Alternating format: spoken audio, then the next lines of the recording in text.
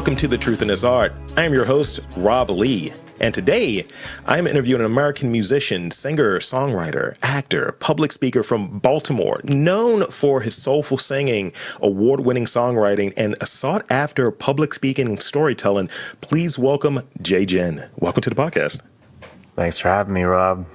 So right now, this is going to be a base-off, maybe? We'll see how this goes. All right, I'm down. So I want to start off with kind of like I gave that, literally copy and paste bio situation. I want to get you tell the fine folks about your background for those who are undeaf. What's your background, your work, and what drew you to music, performing, acting, things of that nature? Yeah. I just make it simple. I think I'm an artist. I'm a singer-songwriter. But first and foremost, I'm just a human being that kind of feels that the importance in connecting with individuals is centered around stories. It's centered around people. It's centered around universal feelings and emotions that all of us have. And so that's kind of the way that I put it. And it just happens to be that music is one of those mediums. Acting has, I guess it was kind of serendipitous, but just kind of fell into that. And then, I hate using like public speaker because it's just one of those things where it's like, I don't join any of those public speaker guilds or anything. I'm just like, hey, if you want me to come and talk and if you're moved by it, then that's cool, But yeah, that's kind of how I would describe myself. I fell into music pretty late in the grand scheme of things. I kind of started about 7 years ago and I have been doing it professionally for that amount of time. Left behind a lot of, more traditional paths. Was going to do med school, business school, all of that. And so worked throughout my 20s, did a bunch of everything. But I feel like I'm where I need to be, and probably will dive into the vocation side of things later on too. So, yeah. That's funny. That's a word you said vocation. That's a word that has popped up in a book that I'm reading now, and it's a really interesting word. Sometimes, like people will use it. Its meaning has come to have a different meaning over the years. Like in I think it was maybe the Daily Laws. It was like where vocation comes from, this whole idea of like your calling, and in some biblical sense to it. And now it's like, oh, your vocation to be like a dog catcher. It's like, that's not a calling. So I think when it gets to that creative side, that like what do you love? What are you going after? I think that's definitely a bigger and a weightier word to say vocation when it comes to something like that. So I read that you cited Bob Dylan, Stevie Wonder, Sam Cooke, the Beatles, and Prince as your major influences. What traits, whether it be in songwriting, singing, performing, have influenced you from any of those multiple, however you want to really frame it? But I think we kind of we borrow, we are influenced by the people that we like, the performers that we like. So what are your thoughts around that? Yeah, absolutely. I think a lot of the artists that I kind of state as influences can be it's in a myriad of ways. Obviously there's the songwriting of Bob Dylan, but I'm not like, I don't want to go out of my way to listen to him sing, you know what I mean? But then there's like just so many creative geniuses that just write such beautiful poetic songs, but there's also just straight up performers. I mean, you look at people like Prince, Michael Jackson, like Stevie Wonder. I mean, they perform, right? And then these bands that are just, the Beatles. I mean, I always joke about how I still can't read music. I'm like the Beatles, right? And there's this like truth in that. And all these different artists that I grew up listening to have kind of, I guess, played an important role in shading in the colors of my artistry. Sure. As it's come, right? And as you said before, we all great songwriters, like they start by really kind of emulating and imitating to some level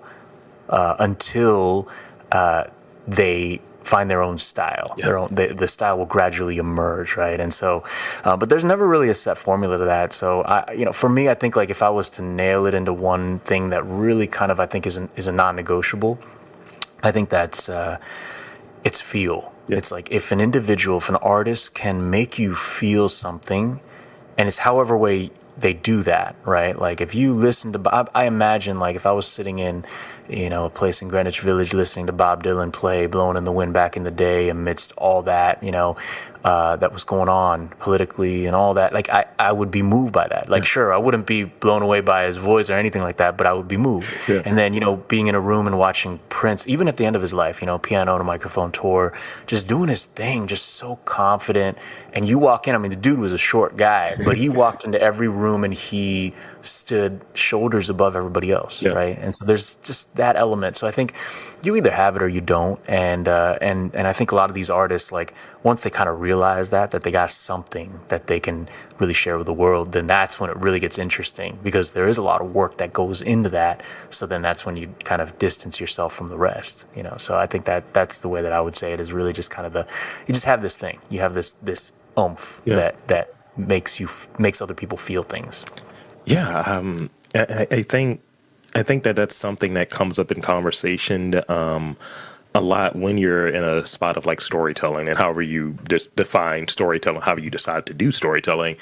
And it just like connects. Like there'll be people who will reach out to me after listening to an episode. It's like, wow, I can't believe you guys talked about that. I felt something about that, really hit, or what have you. I was like, I was just asking this person about what movie they liked, or, a little bit about their creative process, and didn't think it resonated in that way. But once you start hearing that kind of same thing, it's like that authenticity that sticks out, that genuine nature that sticks out. And at times that awkward, it's like, I can't believe you asked that. I was like, I can't believe either. But that's the thing that feels real and feels like everyman and relatable in many ways. And I think that's the thing that I'm keying in on, that, as you were describing a second ago, that when someone's performing, someone's doing their thing, it's like they key in on whatever gives you that oomph.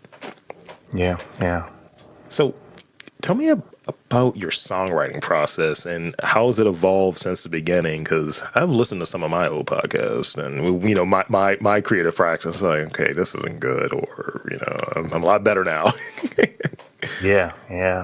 So it's songwriting's kind of one of those things. Like I think the best way to describe it is that writing a great song, it's like genuine magic, right? It's not an illusion. And I think that every songwriting influence that I've had, they've been able to provide. They've never been able to provide kind of like a rule, a guideline, a process, right?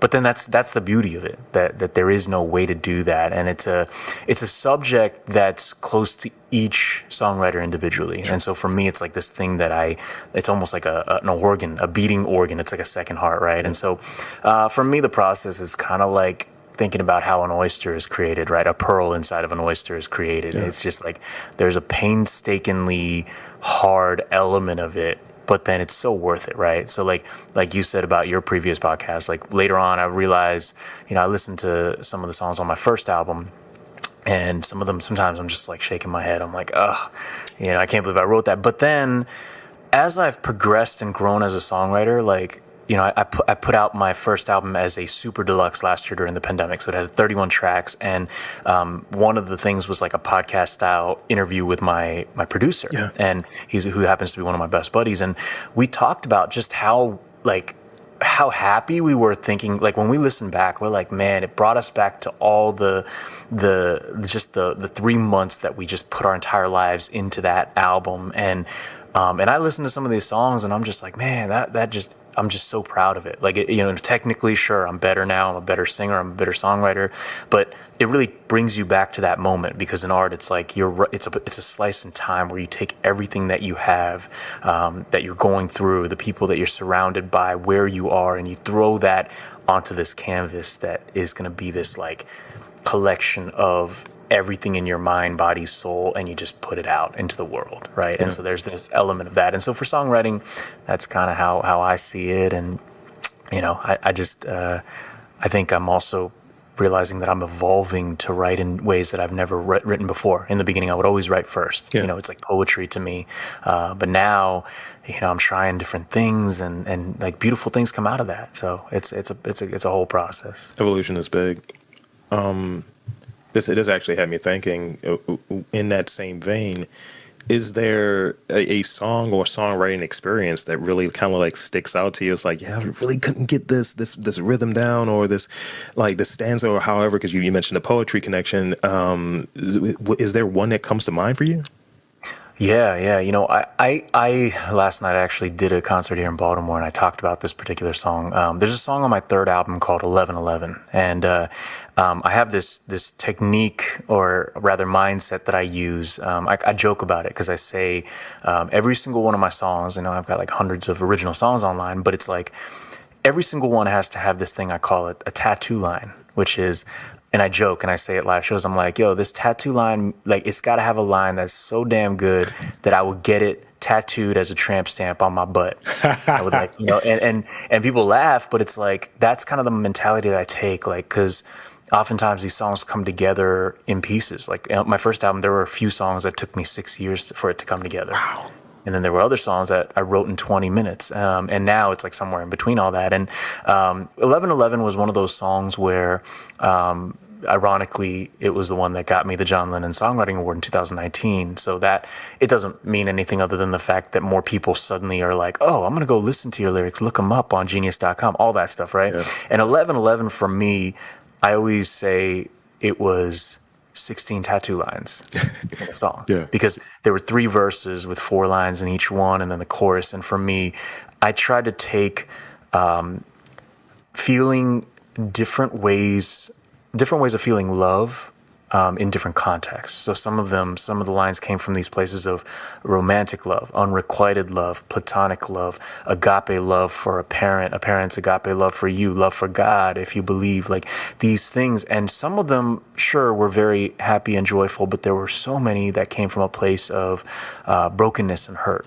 Like there were, I wrote out of experiences of, even losing somebody to suicide, somebody that I love very deeply. And, even writing out of places that involved just, my own struggles with things that were just so, kind of dealing with mortality and things like that. And so that song in particular was one that I think I wrestled a lot with every single element and really threw myself into it, so that, by the time I laid it down, I had played it so many different ways in the live circuit and at shows.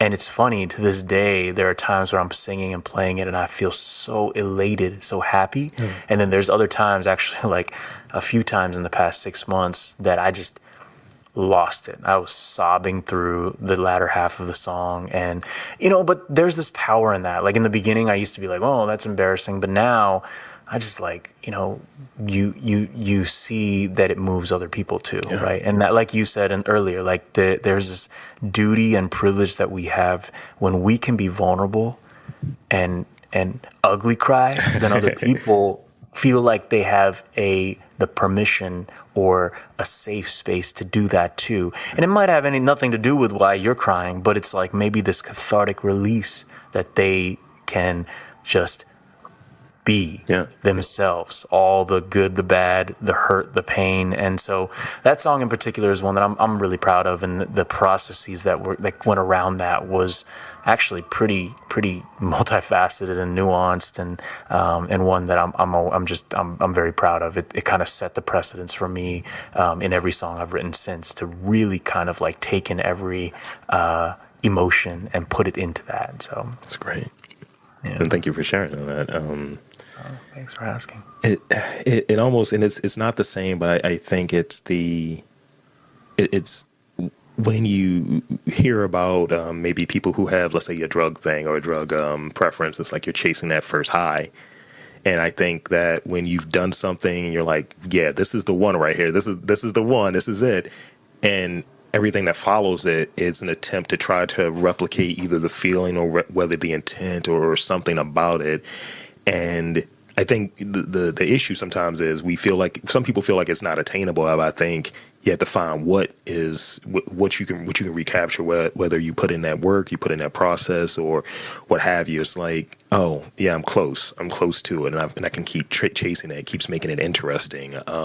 There's always more to do, and it's like that's what keeps you interested and keeps you like driving after it, I think. Absolutely. And so this is an interesting thing for me. I've been asking this from people recently, because I find when we're in a spot where we have this kind of DIY, kind of you're doing your thing and you're growing, you're emerging, and you're figuring things out, things tend to overlap, like skills that you're working with. So in what ways does your varying interests and creative practices kind of like overlap and kind of serve each other? For instance, does acting make you a better performer? Does anything that's maybe outside of your listed creative interests make you better at a creative interest, for sake of argument?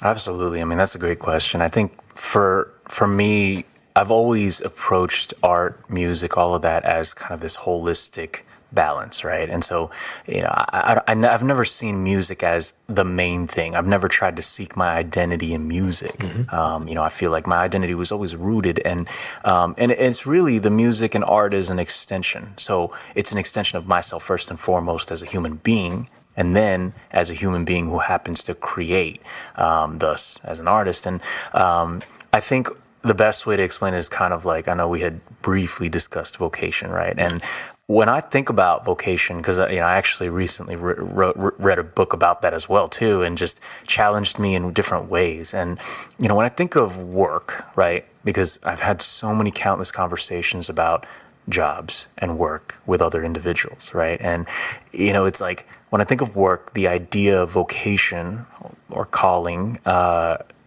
it directly aligns and comes into mind in that, right? And so for me, the idea of vocation, it connects with work a handful of very, very important things, right? These things are devotion, skill, pride, pleasure, and what I see as good stewardship of means and materials, right? Like things that you've been blessed with and how you use it and how you care for it and expend it and take and put it out, right? And I think it's really basically the intangibles of economic value. Sure. So if you take these things away, like if those things are not involved with your quote unquote job, then all that remains is something that you're left with that you want to escape, right? People work for the weekends. People can't wait for the weekends to get away from their jobs. And so for me, because I think back and I look at like what I could have gone and done, whether it was like to be a doctor or a businessman, all of that stuff. And, I feel like for me, my vocation means that I have to look out for the interest of other people by helping myself see how my work and my art, my music impacts the lives of those individuals that I can reach, sure. Right? When work is just a job, it's like we can't get away from it. We can't get away from it. But when our work is like a vocation, we can't see ourselves serving others in any other way, right? So there's that whole satisfaction. And so for me, it is art. It's harder because like we're always keeping up with the Joneses. So, oftentimes as an artist, when you're struggling and, you don't get that paycheck every 2 weeks like a lot of these other folks do. Sure, there are times where I'm like, maybe I'll just go find a job and just get that comfort, security, stability. But I stand true to it because I also do realize, and I feel like I've been very blessed to get these reminders that I'm doing what I was created to do. Yeah. And I think that's it. That's just kind of the way that it encapsulates. So whether it's music, even acting, you had asked like, am I a better performer because of certain things? Absolutely. Because when you're looking at it holistically and looking at like, who do I, Jae Jin, as a human being, like how am I supposed to put out into the universe these things, So I even acting, like I'm really excited because I've never started really saying I'm an actor, but I've gotten these great opportunities and know that I have some gifts there, and I can't wait to at the right time. I've been like script writing on my own, screenwriting, all these things, and I want to actually like kind of do something in the acting world that isn't normally done, right? Like I don't want to be the usual, whatever guy that's, a martial artist or, the like good looking dude that gets like, whatever it is. It's I want to take on these roles like similar to some of the favorites that I have, like Christian Bale, like Tom Hardy, like where you're just watching a performance and you're shaking in your boots, and that's the kind of stuff I want to do so that they like nobody can say like, oh, he's black, white, Asian, like it doesn't matter. Yeah. Like they can just be like, dang, like he's he's doing something that's different. And so I think it all kind of intertwines, you know. It's like that conversation around a degree of difficulty. Those are the performances that I appreciate and respect the most. Myself, I mean, I'm just background number 4. Hopefully next year I'll be background number 2. You know, I'm just trying my best. So let's talk about making time to create, whether that be in the space of, like, obviously, you know, you're running lines, you're writing, things of that nature. When do you make that time? What does that look like? Is it a regular practice that every Thursday at 4, I got some lines to write, or what does that look like for you? Absolutely, yeah. You know, when it comes to creating art, you got to be intentional. And I remember, and that's actually advice. Like, a lot of times, people will reach out and be like, "Oh, I'm a aspiring songwriter," and I'm just like, write. And I say, I'm not saying write a song a day. I don't say that. I say, like, look, start from the ground up and just write anything. Like, if you're describing that tree, write down on a piece of paper what that tree looks like to you in 5 different ways, whatever it is, and just write your feelings, write, you know, all of that. And so for me, it's part of that discipline. I think that if you've been given a gift, a talent, then it is an absolute duty and responsibility to do it with excellence. For most people, that means you got to put the work in to get to that point where it's deemed excellent, right? Yeah. And that's where people get it twisted, because, like, people are always looking for, I don't know how many messages I get on Instagram where it's like, oh, like, how did you get to this point? Like, how did you get that opportunity? How did you get this? And, like, they're just hoping that they can just, like, put it through that machine real quick and, like, something pops out from, like, a vending machine, right? But it's like, what I call sweat equity. You got to put the blood, sweat, and tears in. But also, I think the thing that is not shared often is everybody's process is different. If anything, when I started my musical journey in 2015, I've tried to do everything that was not the norm. I've tried to be creative and go against the grain. And I think that, honestly, that was one of the big reasons why I think, like, I got a lot of the opportunities that I did, because I was just like, look, if you're in an industry, like, whether it's acting or music, like, if you're in an industry where you're doing, you know, 99% of the same stuff as everybody else in that industry, and 99% fail, like, they eventually quit or leave. There's something, you know, to be said about that. Like, I don't like those odds. You know, if I'm a betting man, I ain't taking those odds, right? So, yeah, for me, it's like a discipline. It's an everyday thing. Like, and one thing I remember sharing on tour was, you know, I picked up a guitar and started to really teach myself how to play and sing and do all that, like, 2015. You know, I could strum some chords and stuff, but I was not good at all at anything. I never grew up doing music, all of that, right? So every day I would just, like, play. At the end of the night, like, I took this mentality approach, which was, which kind of stemmed from one of my favorite quotes, right? They say, a cocky dude is somebody that walks into a room and thinks they're better than everybody else in the room. But a confident dude is somebody that walks into a room and knows that he's a better person today than he was yesterday, and he's gonna be a better person tomorrow than he is today. And I took that approach. I take that approach as a human being, but also as an artist. Like, every day, I'm like, at night, and I'll lay down, I'm like, man, am I a better guitar player? And if I'm not, then I get out of bed and I go play something until I do something cool where I'm like, whoa, how did I do that? Yeah. You know, and same thing with writing. Like, I'm gonna write until I write something where I'm just like, dang, did I just write that? You know? And then it's like, all right, cool. And I feel good about that. And I think, like, when you're doing that and you're competing against yourself, man, it's like 6 months later and you're like 2 years ahead of some of these other cats. And that's actually better progress than if you were just looking at what that other dude was doing and trying to do the same thing. Yeah. You're never going to get there. Yeah. And I think that that's really interesting, where you have people who you hear about, musicians and such. They'll say, hey, I'm in album mode. I'm not having any outside interference or what have you. And I think there's something very, very true and very accurate about it. It may not be used in the right way. I think there's a self-aggrandizing that happens there. But I think when you're paying attention to what everyone else is doing and not what you're doing, and not competing against yourself per se, then you're trying to follow what they're doing, and you're being influenced, whether it be in an Inception sort of way, but you're being influenced, and that's not what you're going for. It's not like when you're sitting there and you're like, I'm going to be better than all these specific people that I'm naming. It's like, no, I need to be better than me. I need to be better than I was yesterday, and have goals, and, you know, kind of generate that internally. And sometimes you have to have those blinders. So I think as a creative, in having that like concept of social media, that's how you encounter a lot of these things. I think you have to really use it for its purpose, because Yeah. when that comes in, you're like, oh man, why am I doing that now? Damn. Yeah. Yeah. Tell me about perception. Does does that go into if you go into a project like optimistically, does that like affect the end result? Or if you go into it pessimistically, does that kind of be like, I'm having a bad time, I don't know if this is going to turn out? Like, tell me about that. I'd say my gut feeling first is that, like, yeah, you go into something optimistically. Generally, I think the favor lies in you, but at the same time, you can't always control everything to go the way that you want, right? And so for me, perception is interesting because it's like, I think for as long as I could remember, I firmly believed that either you yourself kind of shape that perception, or somebody else shapes it for you.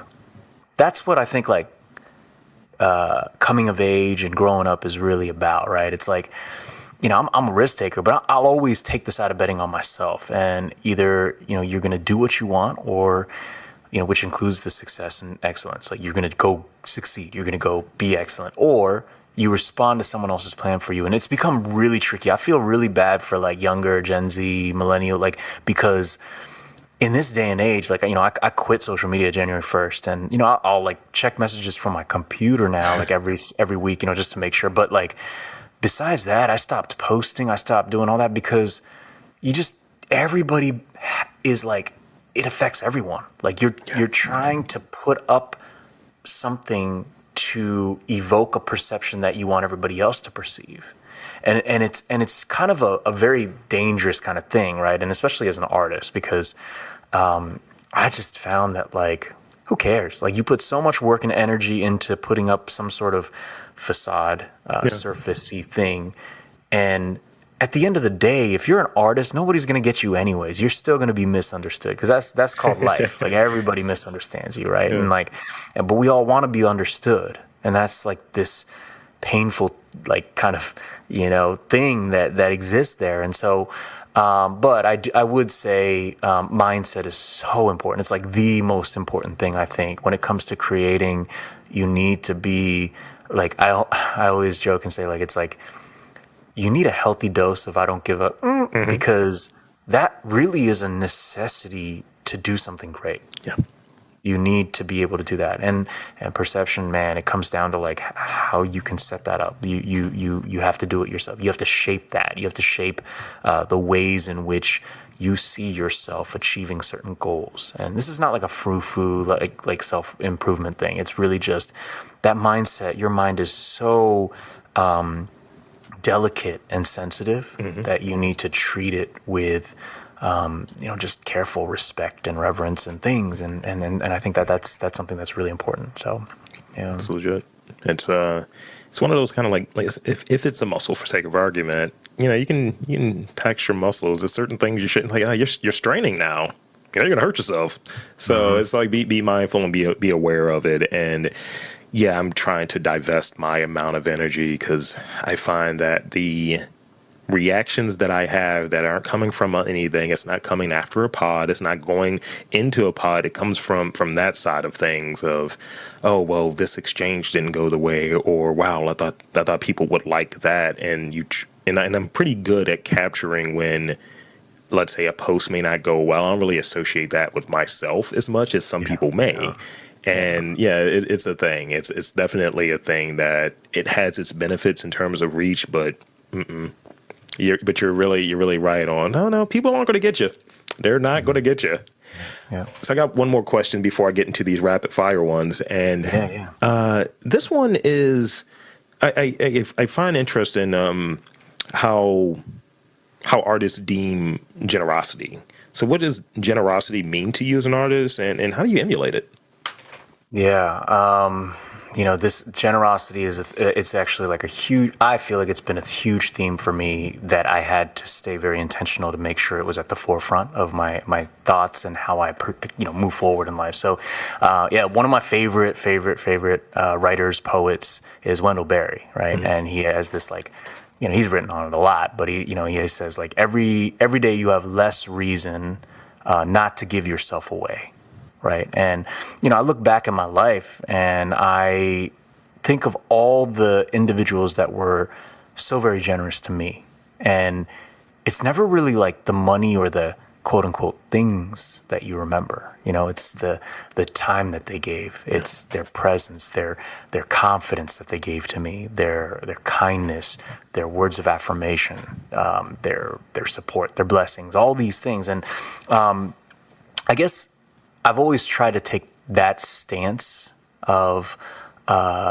breathing in life and then breathing out my gratitude for the gifts that I've been blessed with, right? And so as an artist, I think this is such an important thing. I know not everybody believes that, but I think it is a vital necessity, especially because when you think about supporters and people that are supporting what you do, it is so important to stay grateful. It is so important to, to have humility. Like, I think humility is a non-negotiable to make great impact in the world.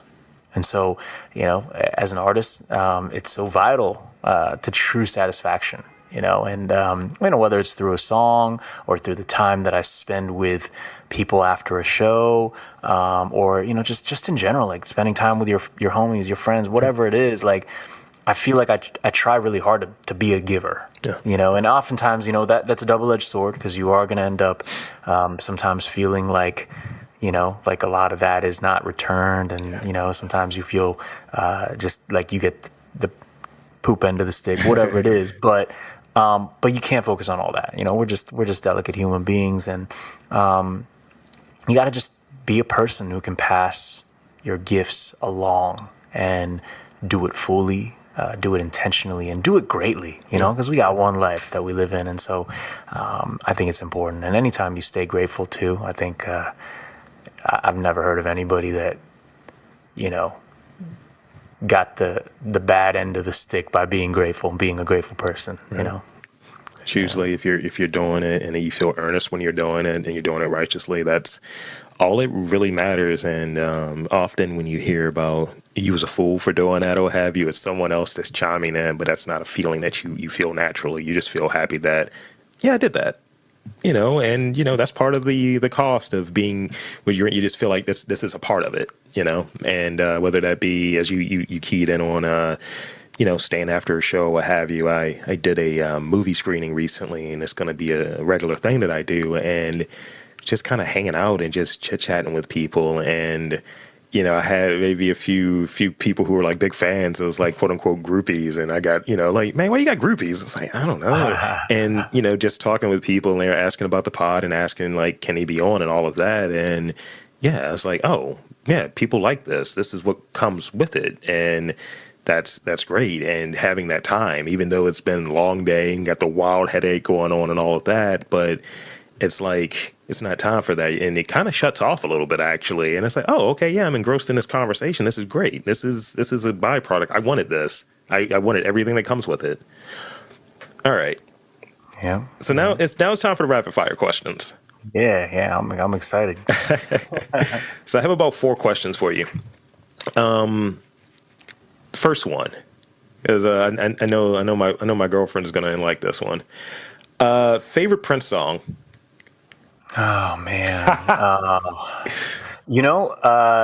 It's actually easy for me. It's How Come You Don't Call Me Anymore. Okay. Just because I don't know why. Like, it's not even like necessarily the lyrics or the point of the song, but I just like love performing that song. That's like my warm up song. Okay. Like even last night before I did a show, like I was just like, I jumped on the keys and was just like, yeah, I just sang it, and and it's cool because you can see some people that kind of like, oh dang, it's a Prince song, Yeah. and I know like because of course Purple Rain's great, but everybody's gonna say that, right? Or especially the people that are like, I love Prince, but that's literally the only song they know, and so it's like, yeah, no, but I do like How Come You Don't Call Me Anymore. For some reason, there's just it's just something about that song. It's just there's a simplicity to it, and one that's just kind of like, I like it. I'm here for it. Yeah. All right. This one, this could be a loaded one. In the movie, let's say in a movie, let's say a movie about you, a biopic or something along those lines. What is your role? What in part would you want to be involved in the movie? Do you want to act? Do you want to be yourself? Are you the person doing the music? Are you consulting? Like, which part of that do you gravitate towards mostly?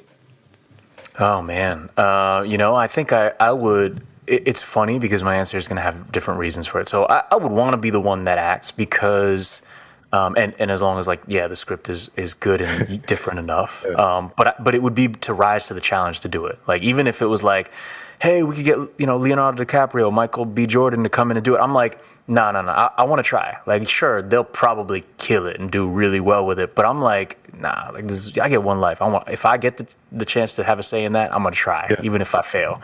And then the second part is like, I would consult on the music side of things because yes, I think I would rise to that occasion too. But I also realize like there's so much good music out there too.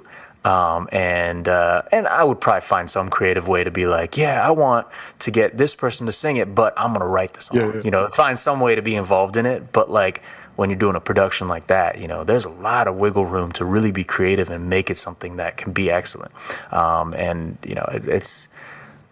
say that it's different parts of the process, but the bottom line answer is just rise to the occasion, do everything that I could humanly try to do. And then find the right people to do the rest. I like hearing it. It's a rising to the occasion. It sounds like this idea I've been like riding on literally for like the last essentially since this podcast has really kind of taken off. Just riding the wave. It's just like, oh, opportunity is there. Cool, I'm going to do it. And just being a little bit more mindful of it and seeing like, all right, does this fit? But for the most part, doing it, because as you get to your 30s, you're like, I don't know if I want to do that. I'm just going to hang out today. I'm not doing anything. I got two more for you. Okay. What is your favorite? Well, let me preface it a little bit. So you cited earlier, as we talked about Dylan, Stevie Wonder, Sam Cooke, the Beatles, Prince. What is your favorite era of music? 50s, 60s soul. That's good. That's good. That's good. That's a given. That's an easy one. And lastly, what is the best compliment you've ever received? Ooh, that's a good one. This is going to sound kind of funny. One of my birthdays, my dear friends kind of gathered together. A bunch of people kind of like flew in from different states, and they said something. They all kind of came up with a common denominator to give me a compliment of why they love me. Yeah. Now, this is going to sound pretty extreme because initially I took it as an insult, but then I was just like thinking about it and I was like, yeah, I'm going to own it. So what they said was they were like, if one of us killed somebody, we can come to you and know that you wouldn't yell, you wouldn't be like, why'd you do it? You just like help us bury the body or figure out a way to like make sure that we don't go to jail for life or something like that. And it was like, they weren't saying like literally that I would, be an evil person like that. They just were stating that like, even for me, my takeaway was everybody needs a person like that in their life. Mm-hmm. Somebody that if you mess up, because you're going to mess up in life, maybe hopefully not kill a person, but you're going to mess up. You want to be able to go to somebody that will, help you just figure it out and make you better, make you okay again. And I just genuinely think I like teared up thinking about that because I was like, I'm glad that some of these people in my life like realize that, because sometimes I am probably loyal to a fault. I am probably like in that way built. But it's also a huge, I just felt very grateful to have people feel that way, about me. And so that's probably the compliment. It's kind of a funny one, and that's the first thing that popped into my head, and I was like laughing. That's great. It's like you're the go-to, you're the trusted person, and I kind of fall into that whenever there's something that needs to get sorted because of the way I think. I suppose it's like, oh no, just talk to Robert. He knows. Like literally, it's like I know, and on the other side of it, I guess because I'm an Aquarius and all of that, it's like, oh, you think you're a know-it-all? It's like, no. It's like, how does this, when it works for you, it's good, but when it doesn't, it's bad. It's like, how does that go? That's true. So that's all that I have, and I thank you for being on this podcast. And I want to invite you to tell the fine folks where to, your website, things of that nature. I know you said you're not really banging with the social media heavy, but tell the fine folks where to learn, check out more of your work and to maybe drop you a line in an email or something. Yeah. My website is all my social media, which is Jae Jin Music, so JaeJin music.com. And then all my music can be found. I have 4 albums and a whole ton of original singles that I released through the past 6-7 years on every streaming platform, like all 700 of them. It's everywhere. You can be found JAE space JIN, and it should be the first one that pops up. And yeah, it's been great. They can message me on my website. I'll get it. I'll respond. I set aside time every week to respond to every person that takes time to write me, and so that's it. and thank you again for letting me share my thoughts and for opening up your heart and mind with me. Absolutely, and thank you so much. So for Jae Jin, the mighty Jae Jin, I am Rob Lee, saying that there's art in and around Baltimore. You just got to look for it.